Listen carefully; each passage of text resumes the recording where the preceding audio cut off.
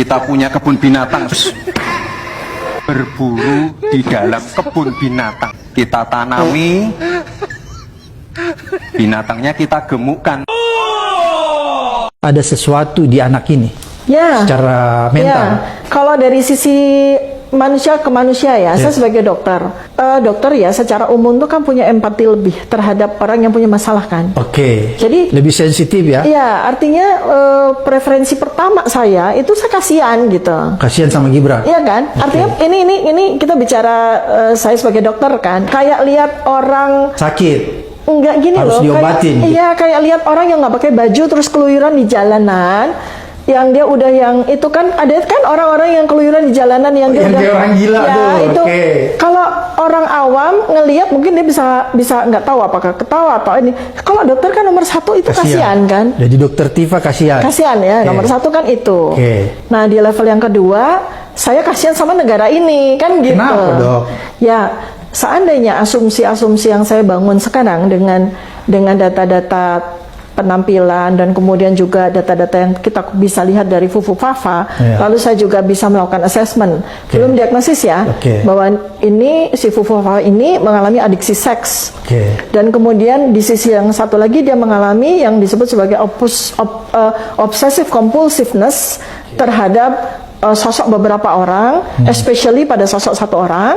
Berarti ini kan asesmen ini harusnya itu dilanjutkan kan dalam tahapan penegakan diagnosis. Oke. Nah, kalau tegak diagnosis barulah kita bisa memutuskan Oke. apakah yang bersangkutan ini masih bisa diselamatkan dengan sejumlah terapi, masih bisa diselamatkan dengan segala macam tindakan. Oke. Sebab kalau arahnya ke psikopat atau arahnya ke schizofren itu beberapa tindakan perlu dilakukan. Oke. Misalnya obat yang rutin diminum, kemudian mungkin terapi kejut listrik, bahkan sampai di level yang harus dipotong sebagian otaknya yang rusak. Oh, ada sampai begitu, Dok? Iya, harus.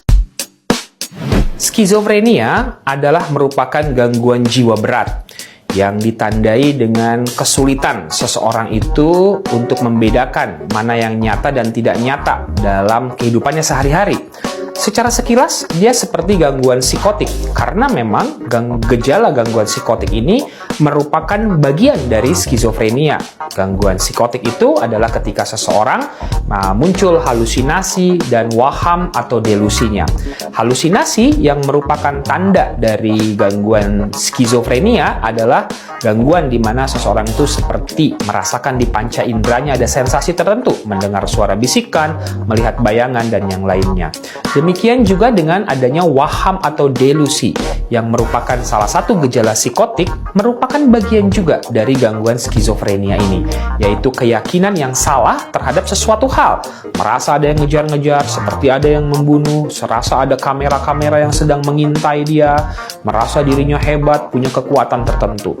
Nah, pada gangguan skizofrenia, selain gangguan psikotik tersebut, terdapat juga yang kita sebut gejala negatif, yaitu ketika yang bersangkutan menarik diri dari lingkungan sosialnya, lebih banyak di rumah, tidak mau bersosialisasi, bergaul dengan orang lain, dan kelihatan juga dari ekspresi mukanya yang sulit untuk bisa berekspresi dengan baik, terbatas dalam aktivitas dan pekerjaan sehari-hari, pembicaraan atau komunikasinya juga menjadi terganggu. Dan satu lagi, gejala dari skizofrenia adalah gangguan pada fungsi kognitif atau pikirannya. Yang bersangkutan menjadi sulit untuk fokus, konsentrasi, problem solvingnya juga menjadi terganggu, kelancaran verbalnya juga menjadi terhambat, psikomotor atau gerakannya juga menjadi lebih lambat, atau muncul juga agresivitas.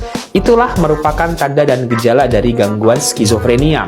Kalau sudah lebih dari 1 bulan gejala dan gangguan ini, maka kita sebut ini diagnosisnya adalah skizofrenia.